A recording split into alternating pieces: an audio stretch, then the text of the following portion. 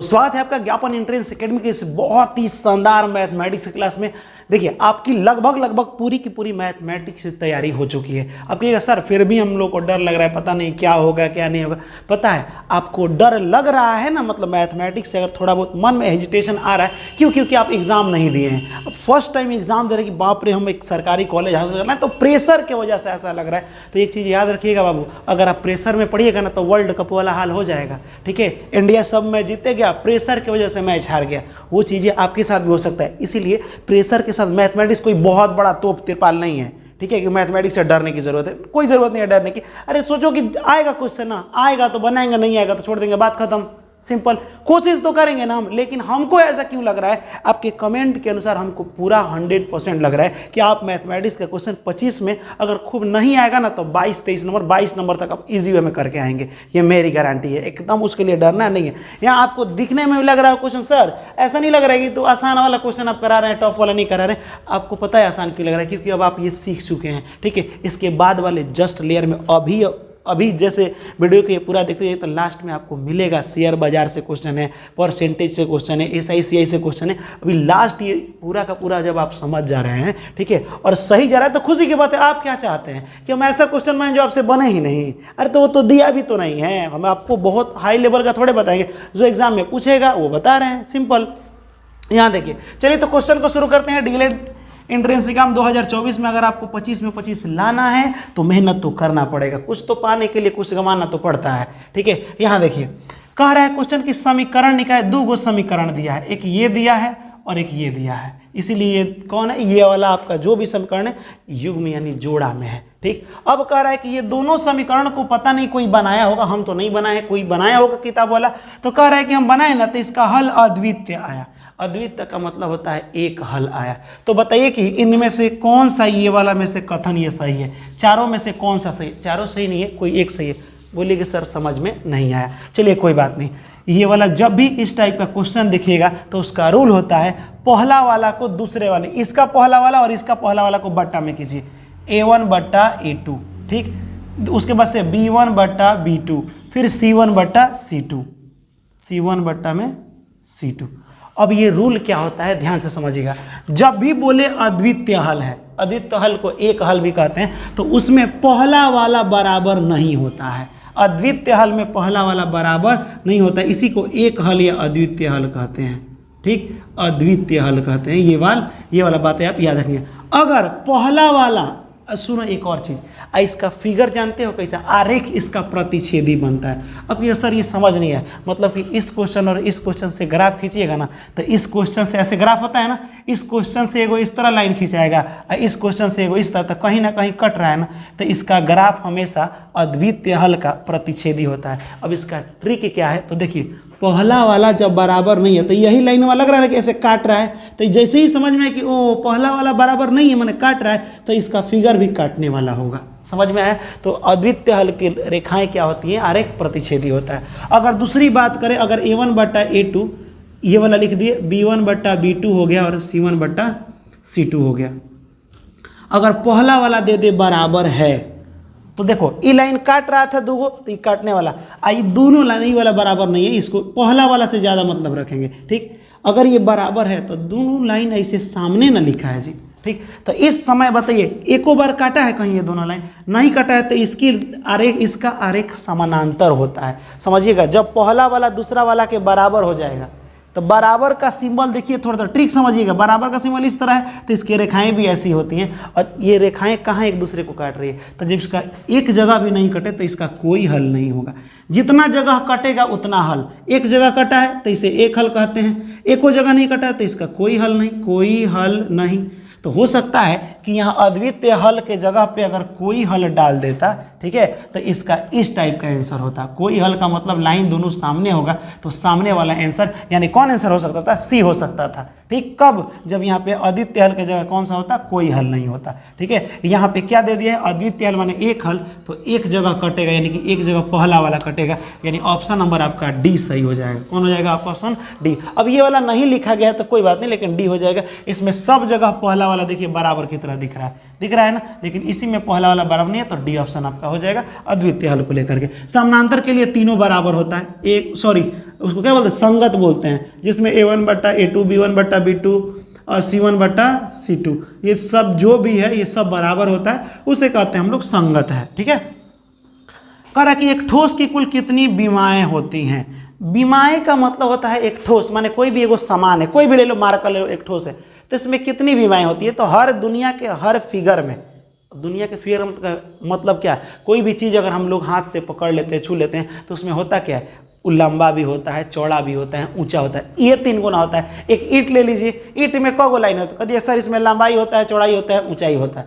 तो जितने भी ठोस चीज़ें होती हैं उसमें क्या होता है, 3 विमाएँ होता है, लंबाई, चौड़ाई, ऊंचाई। तो ये कुल विमाएँ कितनी होती है एक ठोस में, तो 3 विमाएँ होती है। वाई अक्ष पर स्थित किसी बिंदु, जब भी बोले वाई अक्ष तो पक्का x 0 होगा। ठीक, वाई अक्ष पर, तो वाई अक्ष पर क्या हो जाएगा, x 0, तो ये वाला हो जाएगा, y रहेगा x 0 हो जाएगा। उसी तरह अगर पूछ दे x अक्ष पर तो x रहेगा y 0, कहीं नहीं पूछा है ना, नहीं पूछा है इसमें। अब कह रहा है कि एक आलेख आंकड़ा दिया गया है, माध्य तो आपको बता ही थे, माध्य किसे कहते हैं, PQR का माध्य तथा Q2R और S का माध्य समान हो। कह रहा है कि माध्य, ये दोनों का माध्य समान हो। कौन कौन, P, Q, R का माध्य बराबर, माध्य का मतलब क्या, 3 गो का माध्य निकालना है, तो तीनों को जोड़ के 3 से भाग। ठीक, उसके बाद से कह रहा है किसका माध्य, Q2R प्लस S, इसका माध्य, तो 3 से भाग कर समान हो।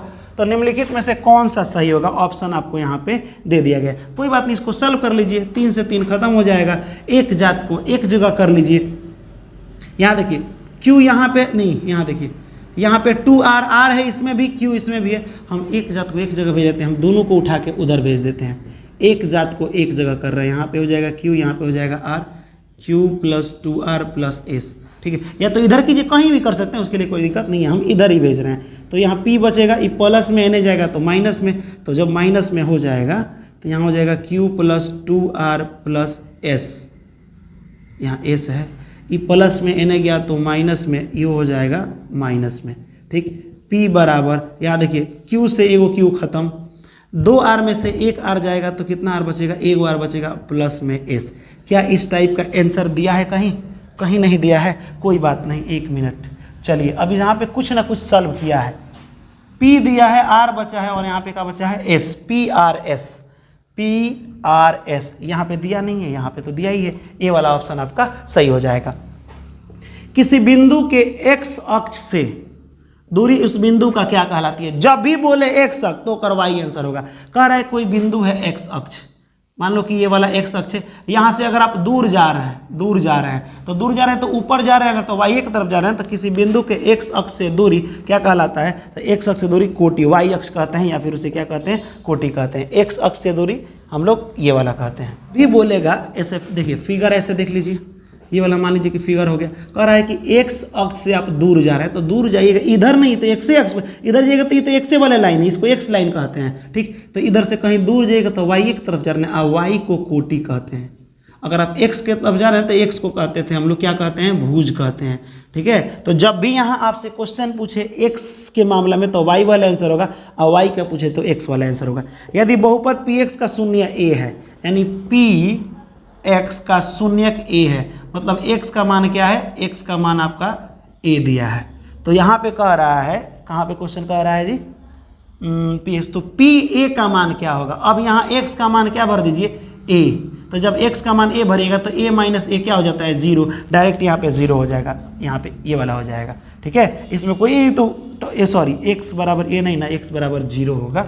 अब क्वेश्चन कह रहा है कि इसका इतना का माध्य 10 दिया है, तो बहुलक निकालें। ओहो, ये बात है, बहुत बार आए उसे बहुलक कहते हैं। चलिए क्वेश्चन को देख लेते हैं, आसान क्वेश्चन है। इसके बाद वाला जो अभी लेयर, इसके बाद वाला जो क्वेश्चन 9 के बाद 10, 11, 12 थोड़ा टफ होगा, थोड़ा मुश्किल होगा, परसेंटेज वगैरह का क्वेश्चन है उसमें। यहाँ देखिए 9, 10, 15, x 6, 8, ठीक, और उसके बाद फिर 12 भी है, इतना हो गया। का माध्य कितना है, माध्य 10 है। माध्य किसे कहते हैं, जो दिया है उसी का फॉर्मूला, सबको जोड़ के उतना ही से भाग करो। 9 + 10 + 15 + x + 6 + 8 + 12। अब बट्टा गिन लो, 1 2 3 4 5 6 7, 1 2 3 4 5 6 7 से भाग करो, बराबर माध्य बराबर 10 दिया है। ठीक, 10 7 70 हो जाएगा। इसको भी जोड़िए, शॉर्टकट जोड़िए यहाँ पे, 10 9 19, चलो रहने दो, 19 और ये 15 19 20, 10 30 24, 10 9 19 19 और एक 20 4 24 और 10 34 यहाँ तक हुआ। 34 और 6 हो गया आपका 40, 40 और ये हो जाएगा 20, 40 और 20 कितना हो गया 60। अब प्लस में क्या बचा है, प्लस में 100 तब बचा है। अब बट्टा में 10 सत्ते हो जाएगा ये 70, प्लस में है एन आया तो माइनस में, x बराबर 7, 1 मिनट, x बराबर ये प्लस 10 सत्ते 70 हो जाएगा, 70 माइनस 60, x बराबर हो गया आपका 10। जहाँ x है वहाँ हम क्या भर दें, 10 भर दें।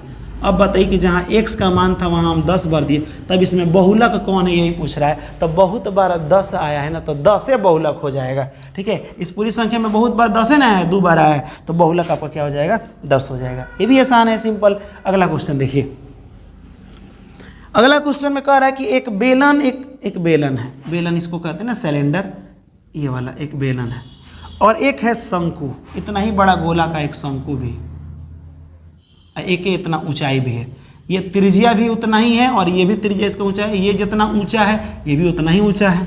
ठीक है, अब कह रहा है यहाँ पे वही कि त्रिज्या और ऊंचाई दोनों क्या है, 1 मिनट, समान त्रिज्या और ऊंचाई दोनों बराबर है, तो बेलन का आयतन और शंकु का आयतन का अनुपात निकाल दीजिए। मतलब ये जितना है उतना ये भी है, तो इसका आयतन और इसका आयतन का अनुपात निकाल दीजिए। तो इसका आयतन का फॉर्मूला लिख लीजिए, इसका भी आयतन, अनुपात माने होता है बट्टा, तो इसका आयतन को बट्टा में, इसके आयतन को बट्टा में रख लीजिए। लेकिन पहले बेलन बोला है तो पहले बेलन ऊपर रहेगा, तो बेलन को हम ऊपर रख देते हैं। अब बट्टा शंकु के आयतन को कहाँ रख देंगे, नीचे। बेलन का आयतन कितना होता है, तो बेलन का आयतन होता है πr²h।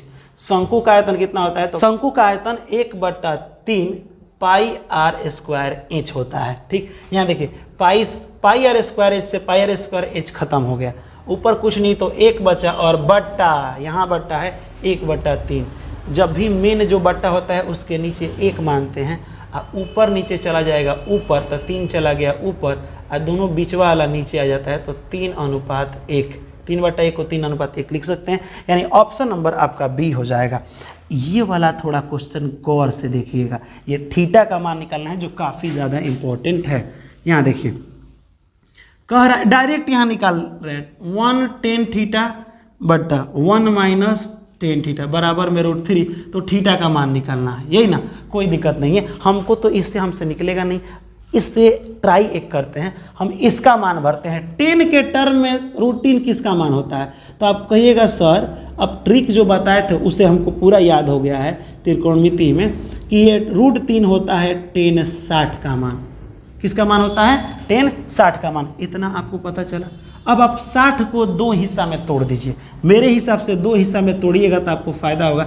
ऐसे तोड़ दीजिए, tan 45 + tan 15, इस हिस्सा में तोड़ दीजिए। क्यों, यहाँ देखिए 15, हाँ ऐसे तोड़ दीजिए, रुक जाइए 1 मिनट, tan 45 + tan 15, हम डायरेक्ट बता रहे हैं। यहाँ देखिए अगर हम 45 और 15 को जोड़ेंगे तो फिर कितना हो जाएगा, 60 हो जाएगा। और जब हम इसको तोड़े हैं, ठीक है, इसको ऐसे ही रहने दीजिए, लिखते चलिए। ठीक है, यहाँ लिखते हैं 1 + tan theta 1 minus tan theta, 1 + tan theta 1 minus tan theta, हो गया। एक काम कीजिए, tan a + b एक फॉर्मूला होता है tan a + tan b बट्टा, देखो एक बार प्लस में, इसके साथ इसके साथ एक बार 1 माइनस, ये फिर दोनों गुणा में 1 minus tan 45 tan a × tan b। कैसे याद रखिएगा आपको बता रहे हैं, जब इसको तोड़े तो एक बार tan 45 रखे, एक बार tan 15 जोड़ में, और यही चीज़ एक बार गुणा में, लेकिन माइनस में 1 लगा दीजिएगा। ये होता है tan a + b का फॉर्मूला। ये होता है आपका 1 + tan थीटा बट्टा 1 माइनस tan थीटा। अब आप यहाँ से आराम से निकाल सकते हैं, tan 45 का मान होता है 1, अब प्लस tan 15 बटा 1 माइनस tan 45 जब 1 हो जाएगा, और यहाँ पे है tan 15, 1 में इतना से गुणा कीजिएगा तो 1 रह जाता है, 1 लिखने से कोई फायदा नहीं है। अभी दोनों को थोड़ा गौर से देखिए, यहीं पे आप निकाल सकते हैं। यहाँ दोनों जगह 1 है, दोनों जगह 1 है, दोनों जगह प्लस है, दोनों जगह प्लस माइनस है, मतलब ये वाला दोनों जगह 10 है, दोनों जगह यहाँ पे 10 है, लेकिन थीटा के जगह पे क्या है 15 है कि नहीं। तो थीटा का मान क्या हो जाएगा 15 हो जाएगा। अगर ऑप्शन नहीं दिया हो तो लिख लीजिएगा थीटा बराबर 15। सॉल्व उतना करने की जरूरत नहीं है आपको, आंसर से यहाँ पे मतलब होना चाहिए कि कैसे हमारा आंसर जल्दी आता है, क्योंकि आपके पास बाबू समय रहेगा कम। और आपका पूरा का पूरा आप बार बार जो कमेंट कर रहे थे, तो आपको एक चीज़ गुड न्यूज़ बता दे रहे हैं, पूरी ज्ञापन एंट्रेंस एकेडमी की टीम लग चुकी है और आपको मैराथन के माध्यम से करना सर इसका पूरा का पूरा ऑब्जेक्टिव लेकर के आइए सामाजिक विज्ञान का, वो चीज़ें रेडी हो चुका है। आपको बहुत ही मतलब कुछ समय में आपको प्रोवाइड किया जाएगा, आपको पूरा का पूरा सामाजिक विज्ञान जितना प्रीवियस ईयर में क्वेश्चन है, ठीक। और आपका बार बार ये भी कमेंट आ रहा था कि सर इसमें थोड़ा सा मूल अधिकार पढ़ा देते, तो देखिए जो ऑब्जेक्टिव हम कराए हैं ना, तो एक अगर मूल अधिकार पर क्वेश्चन मिल गया तो उसको हम एक्सप्लेन कर दे रहे हैं, ठीक है। इस तरह से आपका सामाजिक विज्ञान का भी पूरा ऑब्जेक्टिव क्लियर हो जाएगा और आपकी तैयारी खूब शानदार हो जाएगी और आपको वादा करना होगा कि एक सरकारी कॉलेज आप लेके रहेंगे। यहाँ क्वेश्चन शेयर बाजार का है। शेयर बाजार पता है बहुत आसान होता है, लेकिन पता है इसको पढ़ाने का कोई हम तरीका तो देखें, लगता है कि बाप रे कितना मुश्किल कर दिया। शेयर का मतलब होता क्या है पहले समझिएगा। वो हमको 500 रुपया सहयोग किया, कितना रुपया 500 रुपया सहयोग किया, हमको 500 की जरूरत है, हमको वो 500 सहयोग किया और बोला पता है हम इसमें से यहाँ देखो 10 रुपया का शेयर रखेंगे। कितना रुपये का शेयर? वो हमसे बोला कि हम तुमको 500 दे रहे हैं, लेकिन फायदा का 10 रुपया हमको चाहिए। इसका मतलब क्या हुआ कि 10 रुपया लेने की बात नहीं करा कि 500 रुपया दे करके आपसे 10 रुपया लेगा, उतना नुकसान थोड़े से आएगा। वो बोला कि हमारा 500 रुपया जो दिए हैं 100 रुपया पर 10 रुपया बढ़ा के दीजिएगा। तो जब वो 500 रुपया दिया तो 100 रुपया पर 10 रुपया बढ़ाएगा, तो 500 दिया है ना, तो कितना रुपया हो जाएगा? टोटल का टोटल 50 रुपया लेगा। जब भी कंपनी का फायदा होगा तो ये तो अपन 500 रुपया वापस लेगा, ठीक, लेकिन उसमें क रुपया एक्स्ट्रा लेगा 50 रुपया। क्यों? क्योंकि हमेशा शेयर बाजार एक ही चीज़ पर डिपेंड रहता है कि 100 रुपया पर बढ़ता है, 100 रुपया पर कितना का फायदा हुआ, ठीक है। यानी कि 100 रुपया पर जब वो 10 रुपया एक्स्ट्रा लेगा, ठीक है, तो 500 दिया है ना, तो फिर 100 रुपया पर 10 रुपया से करते करते कितना हो जाएगा 500 पर वो टोटल मिला के 50 रुपया एक्स्ट्रा लेगा। यही होता है शेयर बाजार। यहाँ देखिए, या फिर ऐसे कह सकता है कि एक कंपनी है और उस कंपनी को 1000 रुपये की ज़रूरत है।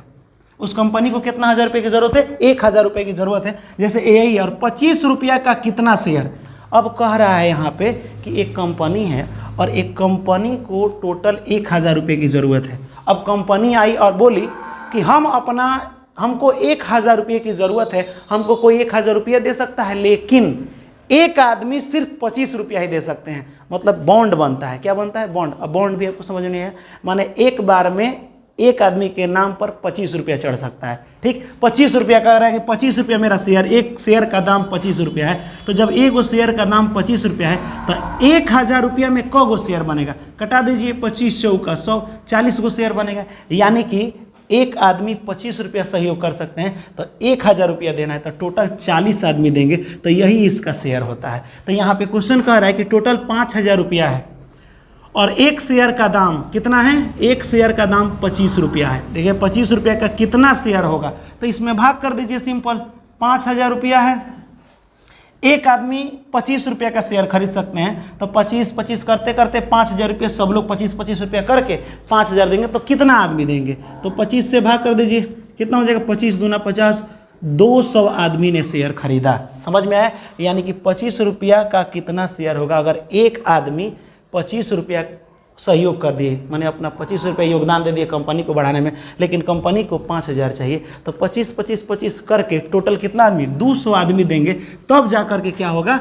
5000 रुपया पूरा होगा। यही शेयर बाजार होता है। तो 200 आपका आंसर हो जाएगा। वैसे ही कह रहा है यहाँ पे, ध्यान से देखिए, कंपनी को मान लीजिए कि जरूरत है 12,750 रुपया, ठीक। रुपया में 25 रुपये के मूल्य वाले कितने शेयर खरीदे जा सकते हैं? क्वेश्चन क्या कह रहा है कि इतना रुपया में 25 रुपया का को आदमी शेयरदार होंगे, सब कोई अगर 25 दे देंगे तो टोटल कंपनी को कितना 12,750 रुपये हो जाए, तो कितना आदमी देंगे? लेकिन जैसे हम एक शेयर खरीद रहे हैं ना, तो उसमें हमको दलाली देना है। दलाली कितना? 1/2। 1/2 का मतलब हुआ कि 1 रुपया में भी आधा, 50 पैसा उसमें देना है। यानी कि अगर हम 25 रुपया का कोई चीज़ खरीद रहे हैं, ठीक है, तो उसमें एक आदमी हमको मान लो कि कोई आदमी आया कहे कि सुनो ना, चलो इस कंपनी में तुम सहयोग कर दो। क्या कर दो? इस कंपनी में सहयोग कर दो। 12,750 रुपये की ज़रूरत है, समझिएगा।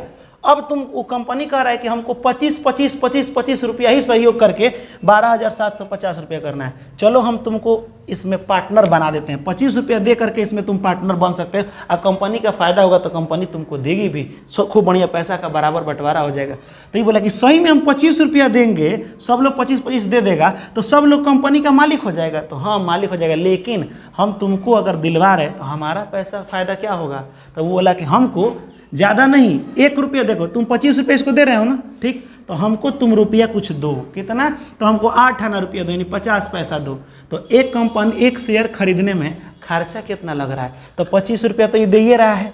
अब इसको भी तो दिया, मतलब घूस दिया जिस तरह से, तो इसको 1/2 रुपया मतलब 50 पैसा हुआ। टोटल मिला के इसका देखो 1/2 को कटाओगे ना तो 0.5 आएगा, 8 आना भी इसको बोलते हैं, यानी कि 25.5 रुपया एगो शेयर का दाम पड़ा। समझिएगा 12,750 रुपया एक जगह इकट्ठा करना है। अगर एक आदमी 25.5 रुपया देंगे, समझ में आया, एक आदमी, तो एक आदमी 25.5, फिर एक आदमी 25.5, करते करते कुछ लोग हो जाएंगे और देंगे, तो कितना अंत में पैसा जुटा लेना है, 12,750। तो वो आदमी कितने होंगे, कितने जगह पूरे आदमी का शेयर होगा। तो जब एक आदमी दे दिए आपको 25 रुपया 50 पैसा, तो भाग दे दो इसमें 12,750 में, ऐसे भाग दे दो। पॉइंट ये देखिए 25.5 है, पॉइंट हटाइए, यहाँ पॉइंट हटाइएगा, 1 मिनट ऐसे साफ लिख दें, पॉइंट में 5, पॉइंट हटाइएगा, 1 अंक है ना, 1 अंक है तो एक ऊपर 0 हो जाएगा, और यहाँ पे लिख दे रहे हैं हम 10। हमको जहाँ तक लग रहा है ये 225 से कट जाएगा, 50 5 एकम 5, और ये हो जाएगा 5 दूना 10, यहाँ पे कितना बचा, यहाँ पे 2 5 50 25 हो जाएगा, और 25 हो जाएगा तो 2 बचा, 50 25, ये हो जाएगा आपका कितना, 50 25 0 0, 2 को 0 हो जाएगा, 51, कितना हुआ, 2 5 5 00 बट्टा में 51, ये 51 से कट जाएगा 5 बार में, कितना बार में, 5 बार में कट जाएगा टोटल, 50 25, हाँ ठीक है, 5 बार में ये पूरा का पूरा कट जाएगा, और यहाँ पे हो जाएगा आपका 00, यानी टोटल मिला के 500 व्यक्ति शेयर खरीदेंगे। टोटल व्यक्ति कितना, 500 व्यक्ति, यानी अगर सब लोग 25.5 रुपया दे तो 12,750 रुपया करने में टोटल 500 लोगों की ज़रूरत पड़ेगी, यानी कि आप ऑप्शन नंबर क्या हो जाएगा, बी हो जाएगा। तो ये भी आपको समझ में आया होगा। ये क्वेश्चन देखिए, एक व्यक्ति 10 रुपया प्रति शेयर में 1500 रुपया की पूंजी लगाता है। इसका मतलब समझे, 10 रुपया प्रति शेयर, इसका मतलब ध्यान से सुनिएगा आप, प्रति शेयर का मतलब एक शेयर, प्रति माने एक होता है, एक कोई शेयर खरीदता है। शेयर खरीदने का मतलब क्या, अगर हम एक बार आपको सहयोग करते हैं, प्रति शेयर माने 100 रुपया पर फायदा होता है हमेशा। कितना, अगर आप किसी कंपनी को 100 रुपया दे रहे हैं तो उसमें से आपको 10 रुपया फायदा देगा। कितना देगा, 10 रुपया, यानी 100 रुपया पर जब 10 रुपया फायदा देगा, तो जब आप 200 दीजिएगा तो क रुपया देगा, ठीक है सर, 20 रुपया फायदा देगा, ठीक है, फायदा उसमें से जो भी होगा उसका कितना, 20%। तो आपने दे दिया उसको कितना, 1500 रुपया। कितना दे दिया आपको, आपने दे दिया उसको 1500 रुपया, क्योंकि जब 100 रुपया देंगे तो आपको 10 रुपये में फायदा बढ़ा के देगा। तो 1500 दीजिएगा तो कितना देगा, तो यहीं पे डायरेक्ट आपको पता चलेगा कि वो आपको 150 रुपया देगा। कितना रुपया देगा, 150 रुपया देगा। अब यहाँ देखिए 150 रुपया ही आपको फायदा दिया। अब कह रहा है कि नहीं, अब उसके नीचे कह रहा है कि अगर आपका कंपनी बोला कि सुन आपका काम तो बहुत अच्छा, आपने हमको मदद किया है, तो एक काम कीजिए, 100 रुपया पर, प्रति 100 रुपया पर फायदा हम आपको 10 नहीं देंगे, हम आपको 12 रुपया 30 पैसा देंगे। ठीक, तो आपने 1500 रुपया। अब देखिए, पहले ये 10 रुपया देता था, अब दे रहा है ये 12 रुपया। पहले 12 रुपया, देखिए दूसरी बार में तो कितना एक्स्ट्रा बढ़ा के दिया है, कहिएगा सर 2 रुपया 30 पैसा बढ़ा के दिया है। इस साल हमको 2 रुपया और आपने तो दिया है 1500 रुपया, तो टोटल मिला के फ़ायदा कितना हुआ, तो 150 रुपया फ़ायदा हुआ था। इसमें 2 से गुणा कर दीजिए, 2 पॉइंट कितना है, 2.30 से गुणा कीजिए। सिर्फ 15 में 23 से, नंबर से खाली गुणा किया जाता है। यहाँ देखिए 15 दूनी 45 के 5 हाथ में 4 और 15 दूना 30, 30 और 4 34, डबल 0 है, बैठा दीजिए, 2 अंक के बाद दशमलव, 345 रुपया। समझिएगा 345 रुपया आपका क्या हुआ, यही आपका फ़ायदा हुआ। अगर समझिए अब ध्यान से, कह रहा है कि पहले 100 रुपया पर 10 रुपया था, यानी 100 रुपया आप दे रहे हैं तो 10 रुपया कंपनी बढ़ा के दे रही है, फिर कोई 100 रुपया दिया उसको भी 10 रुपया दिया, इस तरह से 1500 रुपया उसके पास इकट्ठा हो गया। तो सबको तो 10-10 रुपया बढ़ा के देगी, तो इस तरह से कितना 150 रुपया उसको फायदा हुआ। ठीक, अब कह रहा है कि 100 रुपया पर अब 10 रुपया नहीं 12 रुपया 30 पैसा दिया, यानी कितना रुपये एक्स्ट्रा इसे दे रहा है, 2 रुपया 30 पैसा दे रहा है। बस इसको और इसको मल्टीप्लाई कर दिए, 345 आपका आंसर हो जाएगा, यानी फ़ायदा आपका ये हो जाएगा। तो ये वाला भी आपको समझ में आया होगा। यहाँ देखिए अगला क्वेश्चन, अगला क्वेश्चन बहुत आसान है, साइन वाला है। ये तो डायरेक्ट देखिए, एक तो इसका ट्रिक है कि जिसका मान जब नहीं निकलना 30 45 का बीच में माइनस होता है, उसका आंसर डायरेक्ट 0 होता है। क्या होता है? डायरेक्ट 0। अगर ये बाटा में रहता तो इसका आंसर 1 होता। ये डायरेक्ट ऐसे ही याद रखना चाहिए। Sine 45 minus theta is minus cos 45 minus theta. बदल दीजिए किसी को, आप तो पढ़े होंगे साइन 90 माइनस थीटा, ये दिमाग में रखिएगा, दिमाग यहाँ लगेगा 90 माइनस थीटा तो गलत हो जाएगा। साइन 45 में थीटा का रूल देखिए, यहाँ कॉस को बदल दीजिए साइन में, साइन 90 माइनस, ये देखिए कॉस थीटा के जगह पर नहीं ये है जी, तो हम लिख रहे हैं साइन 90 माइनस थीटा, थीटा के जगह पर ये लिख दे रहे हैं 45 माइनस थीटा। ये हो जाएगा साइन 45 माइनस थीटा। ये उतना हम एक्सप्लेन नहीं कर रहे हैं यहाँ पे। साइन 90 में से 45 जाएगा तो हो जाएगा 45, 1 मिनट, ये माइनस ही तो है यहाँ, ठीक है। यहाँ पे प्लस होना चाहिए क्वेश्चन में, क्वेश्चन में यहाँ पे प्लस होगा, यहाँ पे प्लस होगा, मिस्टेक हो गया। देखो माइनस से माइनस क्या हो जाएगा, ये आपका माइनस माइनस हो जाएगा प्लस, ये 90 ठीक है, प्लस थीटा, ये हो गया। ये एक जैसा है, प्लस माइनस घट के क्या आ जाएगा, 0 आ जाएगा। वैसे भी आपका आंसर 0 है, इसमें कुछ खास नहीं। या ये देखिए एकदम हलवा क्वेश्चन है, किसी त्रिभुज का एक कोण 70 डिग्री। आप जानते हैं कि त्रिभुज में तीनों कोणों का जोड़ने पर कितना आना चाहिए, 180 आता है। एगो दे दिया है 70, अब पूछ रहा है बताइए कि 2 गो मिला के कितना होगा। तो सब कोई जानता है कि तीनों को जोड़ेंगे तो 180 आएगा। जब एगो 70 दे दिया तो 180 में से 70 घटा दो तो 10 बचा, यानी दोनों को जोड़ने पर 110 बचेगा। सिंपल, 110 आपका आंसर ये हो जाएगा। एक द्विघात समीकरण ज्ञात कीजिए जिसके शून्यक 2 और 4 हो। आप तो एक फॉर्मूला जानते हैं अल्फा प्लस बीटा वाला, ठीक।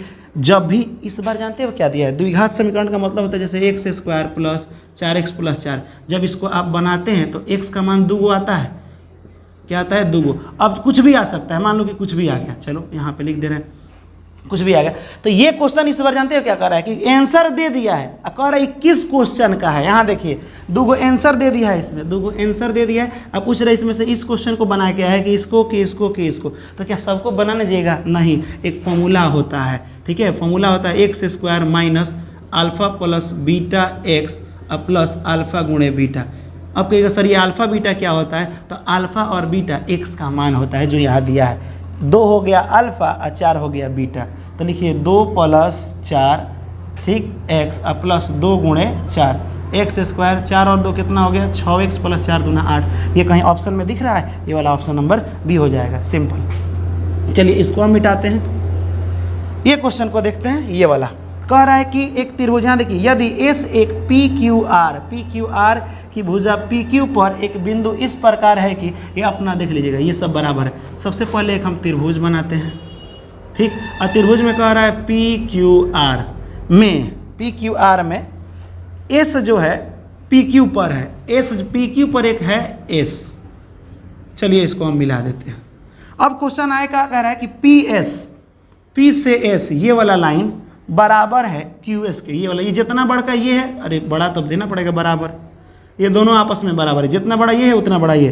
फिर RS, ये वाला दिया है RS, ये ना है ये वाला, मतलब अगर ये 2 है, ये 2 है और ये 3 गो 2 है, 2 का मतलब क्या है, सब बराबर है, ई जितना है उतना ई भी है उतना ए भी है। तो एक रूल आप जानते हैं, सुनो हम बता रहे हैं क्या, जब ये और ये लाइन बराबर, तो किसी भी त्रिभुज में, ठीक, जब 2 लाइनें बराबर होती है तो उसका दोनों कोण भी बराबर होता है। तो मतलब कि जब ये लाइन और ये लाइन बराबर है तो ये वाला और ये वाला, ये भी दोनों आपस में क्या होगा, बराबर होगा। तो एक का नाम हम 1 रखते हैं, एक का नाम 2, यानी कि 1 और 2 दोनों बराबर होगा क्योंकि इसकी दोनों लाइनें क्या हैं, बराबर है। तो यहाँ लिख सकते हैं कि एंगल 1 बराबर है एंगल 2 का। अब ध्यान से देखिए, अब क्या कह रहा है कि ये भी लाइन और ये भी लाइन बराबर है। ओहो, तो मान लो कि ये वाला लाइन ये वाला लाइन बराबर है तो इससे बने कोण भी बराबर होगा। तो अगर मान लीजिए कि अगर इसको 3 मान रहे, इसको 4 मान रहे, तो 3 और 4 क्या है, आपस में बराबर है। तो 3 बराबर में क्या हो जाएगा, 4। अब एक चीज़ तो आप जानते हैं इसमें, सुनिए ध्यान से, जब ये वाला बराबर है ये वाले, तो त्रिभुज के सब कोणों को जोड़ने के बाद 180 आता है ना, सबको जोड़िए तो angle 1 plus angle 2 plus angle 3 plus angle 4 बराबर कितना होता है, 180 डिग्री होता है। 1 बराबर 2 है तो आप लिख सकते हैं कि 2 के जगह 1 को लिख सकते हैं, यहाँ 180 आप लिख लीजिएगा। यहाँ देखिए 3 बराबर 4 है तो आप लिख सकते हैं एंगल 3, 4 के जगह 3, क्योंकि 3 और 4 बराबर है तो 3 के जगह 4 भी लिख सकते हैं, 180 कुछ भी लिख सकते हैं, वो मायने नहीं, लेकिन यहाँ 2 लिखिए, एंगल 2 प्लस एंगल 2, क्योंकि दोनों आपस में बराबर तो लिख सकते हैं, क्योंकि हमको देखो मेन चीज़ क्या निकालना है। ये 2 गो है तो एंगल 2 गो है, ये 3 गो है तो एंगल 3 भी 2 गो है ये भी बराबर 180। दोनों में से 2 बाहर निकाल लीजिए तो एंगल 2 प्लस एंगल 3 बराबर 180, कटा दीजिएगा तो 90 हो जाएगा। यानी एंगल 2 और 3 को जोड़िएगा ना तो यहाँ पे कितना डिग्री का कोण बन रहा है, 90 डिग्री का कोण बन रहा है। तो हो गया, आंसर आ गया, सिंपल।